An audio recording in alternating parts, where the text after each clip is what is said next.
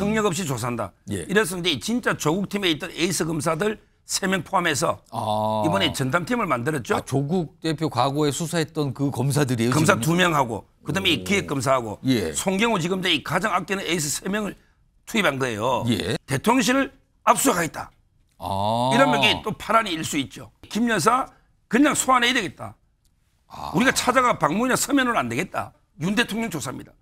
대통령까지도 고발됐으니 뭐 대통령은 서면 조사할 겁니다. 뭐 이거 이 정도는. 근데 대통령은 조사한다는- 현직 때는 뭐 소추 안 되고 뭐 이런 거 있지 않습니까? 소추는 안 해도 그 조사를 한 예가 있죠. 검찰은 권력의 눈치를 굉장히 많이 보지만 그 권력의 지지가 무너지거나 권력의 향배가 바뀔 것 같을 때는요.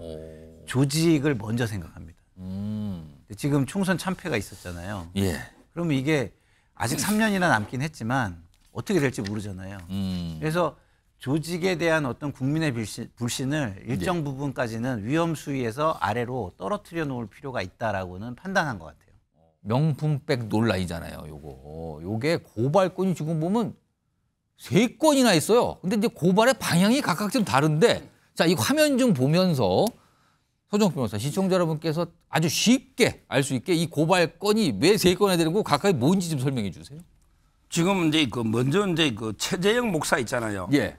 이분을 고발한 단체가요. 예. 이제 2개가 있는 거죠. 근데 혐의들이 크게 보면 이제 청탁금지법에 준 사람도 처벌되잖아요. 그래서 청탁금지법으로 이제 고발한 단체도 있고. 지금 활빈단이라고 돼 있는데 예. 예. 그다음에 서민민생대책위원회는요. 예. 주거침입인데 이제 속여가지고 우리가 남의 집에 들어갈 때 허락은 했죠, 들어오라고. 예. 근데 진짜 목적을 말했으면 허락 안 했을 거 아니에요. 그때 영상을 뭘 찍었다 그거죠. 예를 들어 어떤 택배 기사를 위장해서 집에 들어온다거나 이럴 때 주거침입 된다는 판례가 있잖아요. 예. 그걸 유추해서 주거침입. 예. 그다음에 경호원을 속여버렸잖아요. 그러면 이게 위계에 의한 경호업무를 방해한 거 아니냐. 뭐 이렇게 큰 방향에 2개의 고소가 있는 거고. 최 목사를 향한 고발건이 2개가 있는 거고요. 예, 화면 좀 다시 한번 불러주세요. 제가 알기로 여기에 또 명예훼손으로 고발한 단체도 있을 거예요. 아마 방송에 2개 됐지만 예. 크게 보면 이게 명예훼손, 청탁금지법, 예. 그다음에 청탁금지법에 옆에 무고도 있어요.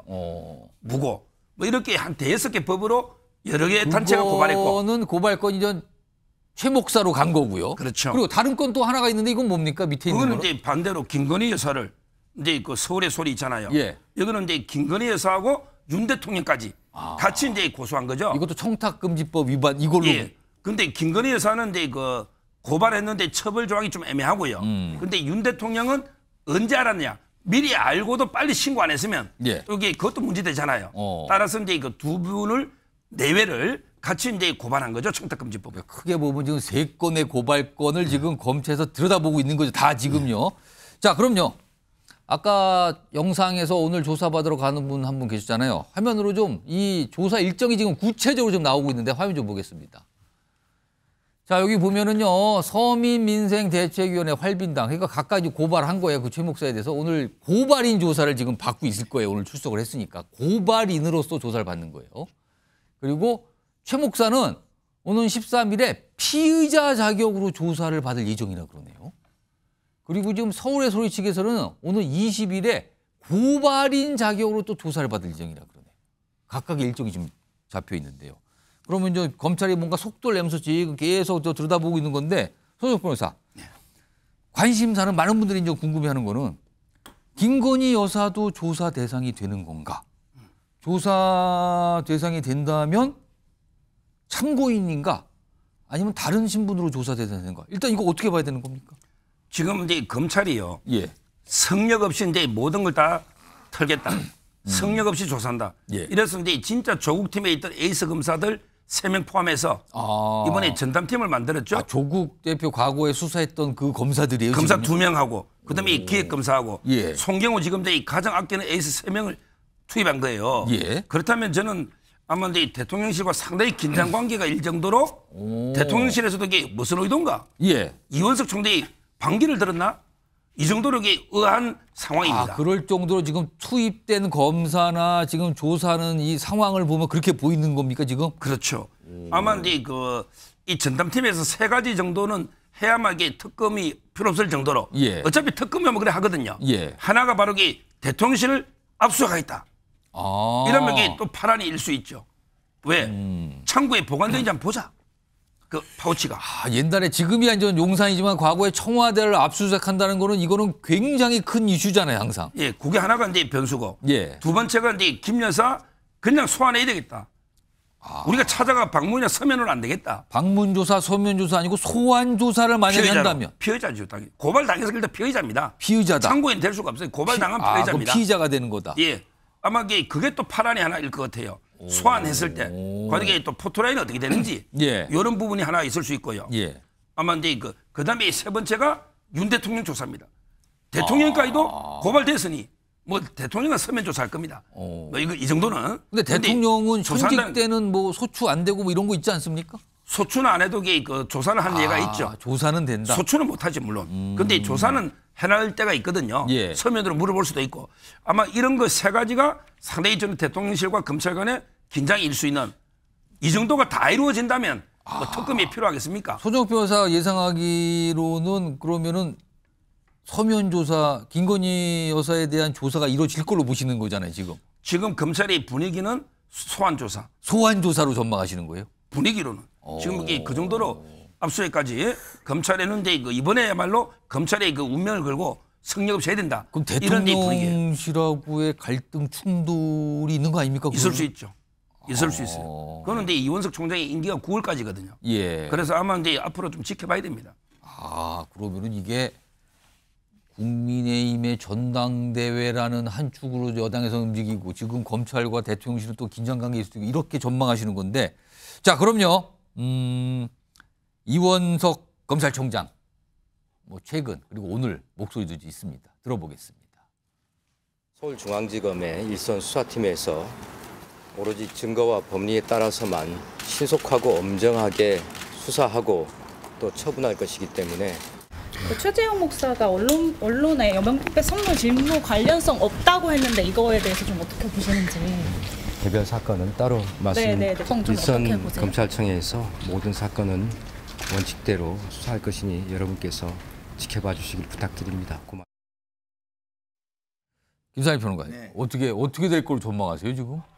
글쎄요, 이제 서정욱 변호사 말에 오랜만에 그래도 좀 공감을 하게 되는 부분이 많은데요. 지금 방금 하신 설명에 대해서요.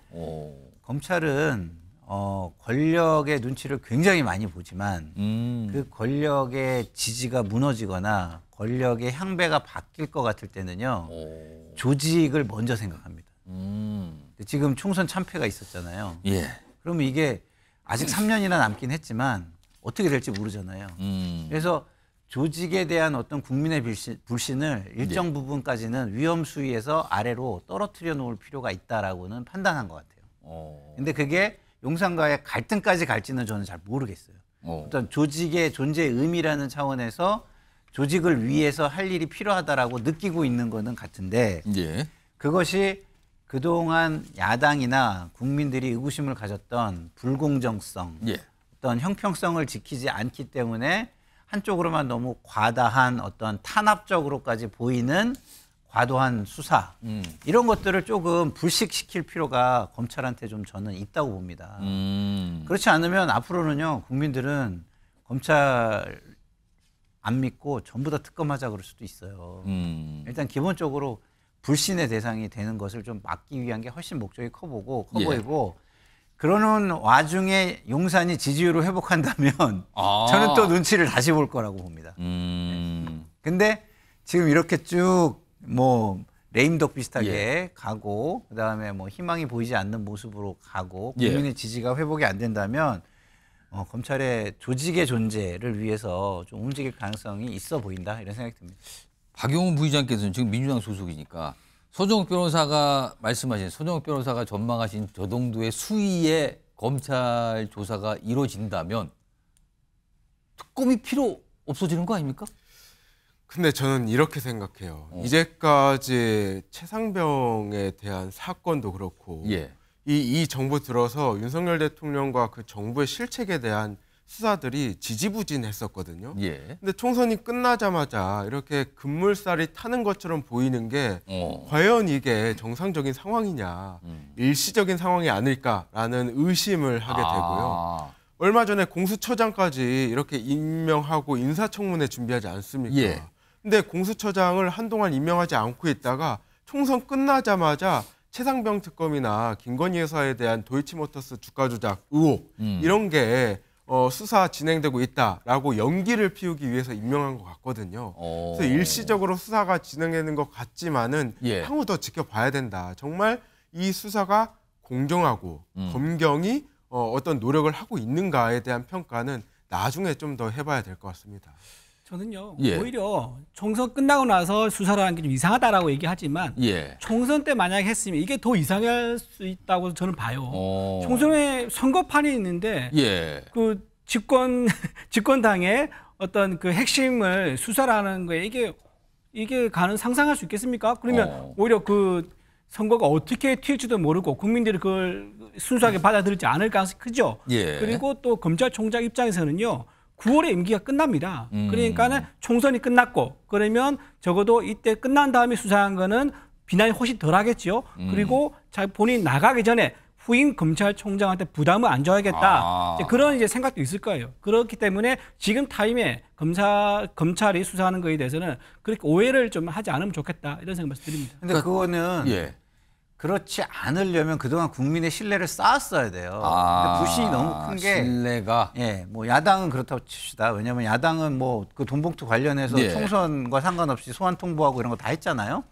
그러면은 그런 거는 똑같은 잣대라면은 그런 것도 자제를 했어야 되는 거예요. 예. 그런 거를 뭐 자제를 했다면 국민들이 검찰이 그래도 좀 뭔가 진정성이 있구나라고 신뢰를 좀 해줄 수도 있는데 지금은 보이는 모습이 불신이 너무 크기 때문에 예. 저런 모습이 결과가 나오기 전까지는 쉽게 저게 쇼일 수 있다라는 의구심을 떨쳐버리기는 어려울 겁니다.